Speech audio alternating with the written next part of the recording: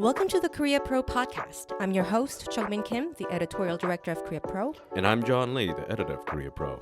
Join us for a weekly 15-minute conversation as we dive into the most pressing stories shaping South Korea and dissect the most complicated ones for you. From politics to culture, technology to society, we've got you covered. So stay ahead of the curve and never be sidelined again.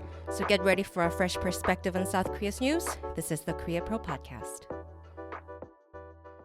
All right, everyone, welcome back to the Korea Pro podcast. It is now Thursday, August 1st, a little before 3 p.m. Now, before we actually start to talk about the topics today, I wanted to give you guys a quick reminder that we are opening to our podcast to topic suggestions. So if any of you listeners out there have any particular topic, South Korea related, that you have in mind that you would like Jeongmin and I to discuss, then please send us your suggestions to podcast@koreapro.org. Or if you have any comments, I hope a positive one, please leave a review as well. And let's move on to the actual topics that we're going to talk about today. Let's start with econ. There were a lot of interest rate related news all over the world, basically, that relates to South Korea, sort of. Let's start with the BOJ. Okay, the BOJ, of course, being the Bank of Japan. Now, yesterday, the Bank of Japan made a surprise announcement. Now, the BOJ had initially raised interest rates to 0.1% in March, but yesterday, they raised it to 0.25%. This is a big deal. Oh, yeah. Now, we have to caveat this by saying that 0.25% is still very low compared to global standards, but compared, if you're making relative comparisons to what it was just a day ago, this is a huge spike in Japan's interest rates, and this is going to have a lot of shifts in trade and econ policies throughout Northeast Asia. But just as we thought that was going to be the big thing, the U.S. Federal Reserve also made their announcement. Which was? Now, Jerome Powell, he said that the U.S. is not going to change their interest rates, which is at 5.3%, so that's a huge gap with the BOJ and the Fed. Remind us, BOJ is currently at 0.25, and the Federal Reserve is at 5.3. And Jerome Powell said that the U.S. is not going to cut the interest rates yet, but they did hint that maybe sometime in September there might be cuts depending on what the economic numbers would be. They didn't say how much they would cut or when exactly, but they did hint that that's a possibility. That's still new. Right? Yeah, that also happened just a few hours after the BOJ made their announcement. And so these are two conflicting information that we're hearing. Whereas the Bank of Japan is raising their rates, the Federal Reserve is saying that they might cut their rates going forward. And this will have South Korea stuck in the middle. Because what's going to happen is that if now that the BOJ has raised the interest rates, the yen has started to appreciate against the dollar. Now, what that means is that by automatically, the South Korean won is going to start depreciating. But if the Federal Reserve starts to cut the interest rates in September, which is about a month from now, that will cause the South Korean won to appreciate against the dollar. And so there's going to be a lot of financial volatility going forward. It's going to make South Korean exporters competitive compared to their Japanese rivals, at least for the time being. But it really depends on how much the Fed is going to cut their rates in September. It's a lot of things up in the air right now. I see. So what would be the main dilemma for the South Korean authorities to try to figure this out? Well, the Bank of Korea, the BOK, is in a really tough spot right now. The Trade Ministry just released the export numbers today, and the ministry said that South Korea's economy exports grew by almost 14% in July, and that year makes on it year. Year on year, and so that makes it the 10th consecutive month of exports going up. And so, yeah, exports are going up. The economy is healthy, but just 2 weeks ago, the South Korean GDP contracted by 0.2%, and that was because of weak domestic demand. And so the BOK is in a tough spot. On the one hand, it wants to help exporters to continue exporting more so that the South Korean economy can thrive. But on the other hand, weak domestic consumption is dragging down the Korean economy. Right, and weak domestic consumption, this has been going on for a while. For a while, and it's not caught up with where the exporters are. And a lot of this because of household debt. A lot of people have their money in real estate or are still struggling to pay off whatever loans they took out from financial institutions. And so the BOK is right now saying, okay, inflation is at 2.4%. It's a little higher than their 2% target rate, but it's manageable. Now we're trying to make the economy grow, and we're going to try to make domestic spending go up a little bit more. But now that there's the BOJ and the Fed making their deferring movements with their interest rates, the Bank of Korea is now in a very tough spot as to what to do going forward. Right. Just to interject with domestic politics angle here, just very briefly, what did the administration decide regarding whether or not to do the cash voucher, or the DP or whatever? I don't think that's going anywhere at this point. It's not going anywhere, right? They mentioned it and they just stopped talking about it. Now, the president, we talked about this in a previous podcast episode. Right. The president did counter this by saying that the finance ministry is going to give out a lot of vouchers to small businesses, right, not to individual citizens, as the Democratic Party said. But and DP is still holding on to that idea?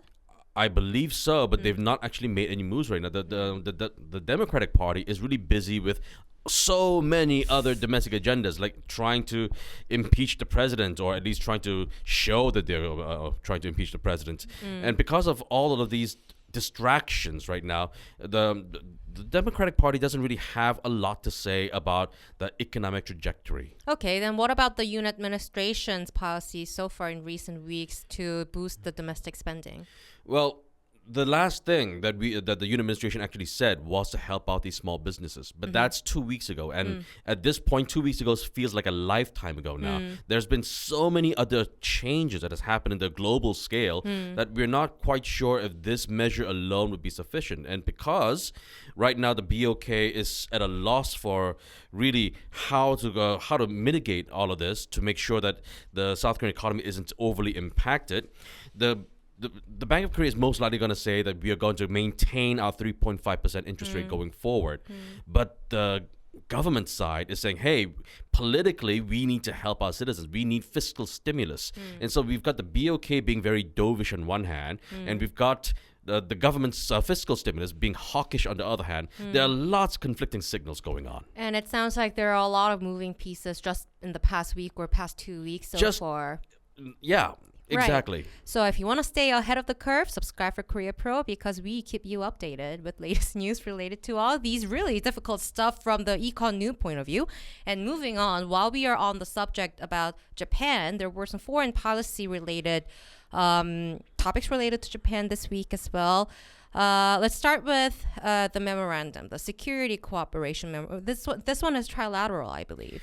Yeah, the U.S. over the weekend, right? It was over the weekend. The Defense Department published their, I want to say, press briefing, where they. It wasn't anything particularly new.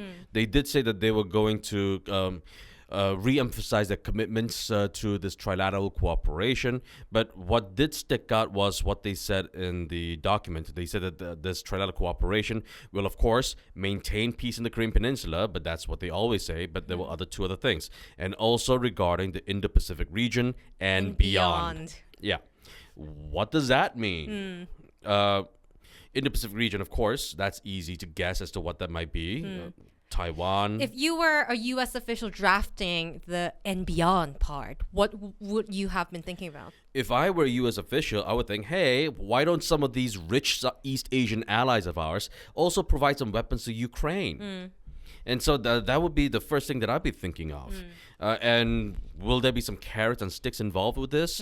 If Japan and South Korea starts to, I don't know, provide Patriot missiles to Ukraine, would there be something that comes back to these two countries? There's got to be a lot of negotiations that must have taken place. But beyond that document that the Defense Department had published, we don't really know the nitty-gritty details of what they might have talked about yet. Right, and also the reporters at the Defense Ministry right immediately on Monday pushed the Defense Ministry to please explain maybe a little more about this document, but they declined, saying that we are not going to reveal the details of this document. They usually say when there are like not that much significant thing in the document, they wouldn't go that far to say that we are not revealing. Right. So it sounds like it took a lot of effort to actually draft this document, and just domestic politics angle in the U.S. and South Korea. And Japan. And in Japan, actually.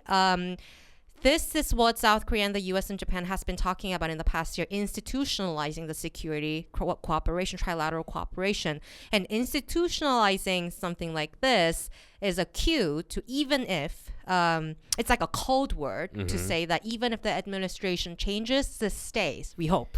Which Fingers is what crossed. the South Korean defense minister said. He said that regardless of who becomes the U.S. president, this will stay.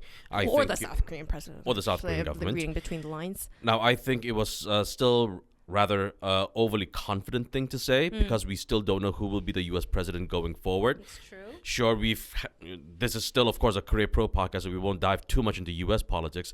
But there has been a lot of things have been happening within the U.S. presidential race as well.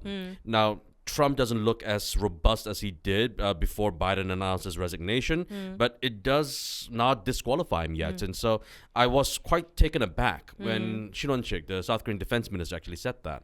I think it's maybe, I wouldn't say wishful thinking, but I think it's more like a symbolic messaging that it should be. I think it's something normative that he was trying to say, that this should be institutionalized regardless of whoever wins the election in the U.S.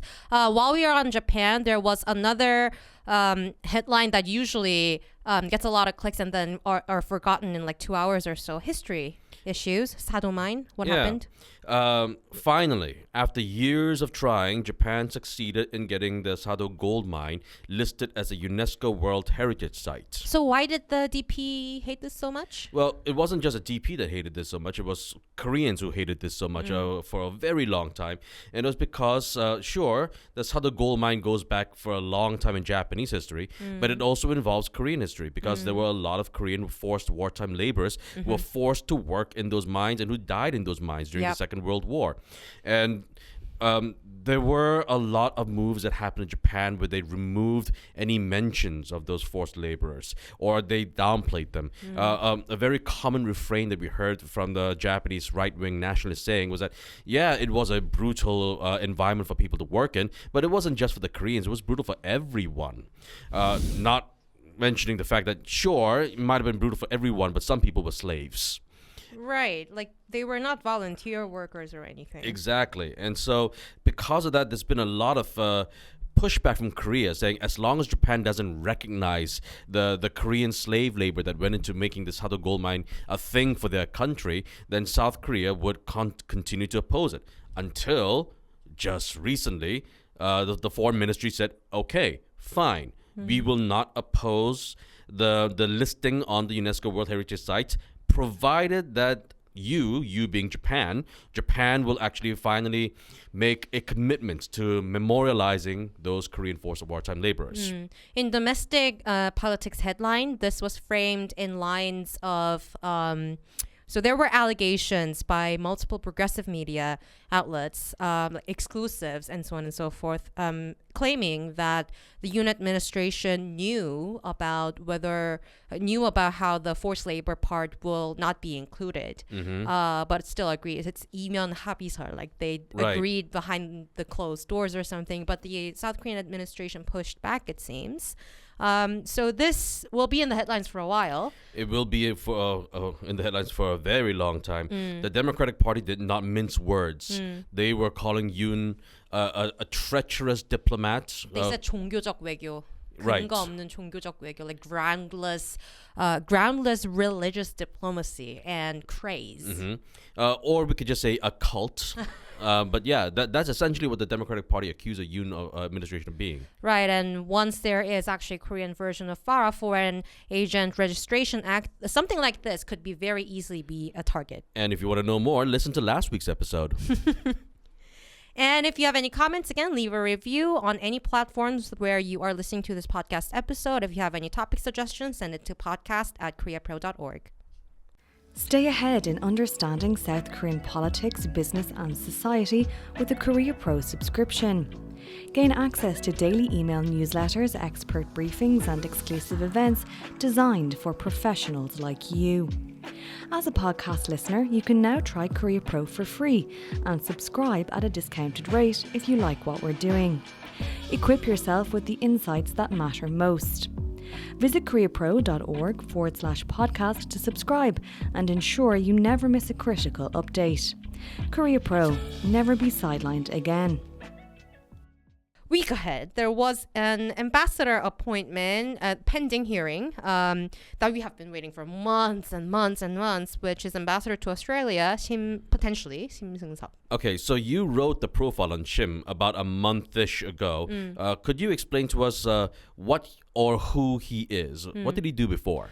He's actually very interesting. The context here, of course, is that after the marine death investigation issue sort of had former ambassador and former defense minister Lee Jong-sub, he resigned, right? After serving as ambassador for less than a month? Right, and so the South Korean government was sort of in a tough position on like who to tap, really, because like it has to be someone of a high-ish profile at the level of minister or adjacent. Right, you can't appoint a minister one day and then send a nobody bureaucrat right, because the next. that's also a political messaging. Like, we care about Australia this much, sort of, you know. And South Korea does care about Australia. Right, and for good reason, because defense exports and security cooperation, and because of that, they had to find someone former military, and Okay. it seems like they did find him.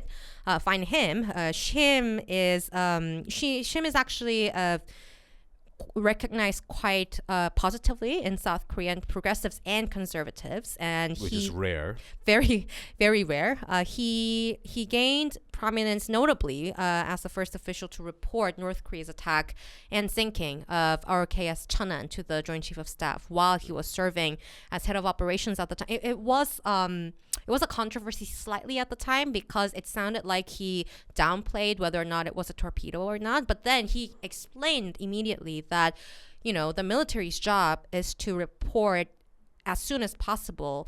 That is to the level of what's proven. So Exactly. it wasn't. So that's the only controversy that he sort of had, and which lasted only maybe like a week. And for a public figure who's only got that one controversy, that's as clean as they come. Before he retired, he was promoted to admiral and the 33rd chief of naval operations in 2018, I believe. And then after retiring, he became the special advisor on national defense and security for People Power Party Presidential Election Committee for Yoon. So he goes way back, helping Yoon out with the defense and arms export policy, and also he studied defense engineering as well. So his resume, his CV looks perfect for the job, but he will still go through hearings. So keep an eye on it. It will happen in the next few weeks. Well, that's one down, but there's also another thing that we heard about the First Lady. This is an endless saga.